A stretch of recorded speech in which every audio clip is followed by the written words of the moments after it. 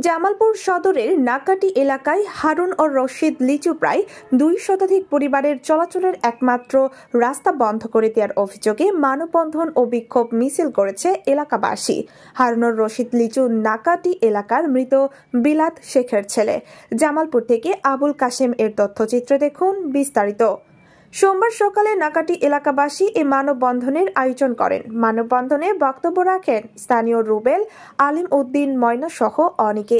বক্তারা বলেন, ROR-BRS সরকারি ম্যাপে রাস্তাটি উল্লেখ থাকায় স্থানীয় চেয়ারম্যান ও ইউপি সদস্যরা এলাকাবাসীর সাথে সরকারি অর্থায়নে মাটি কেটে রাস্তাটি তৈরি করে দেন।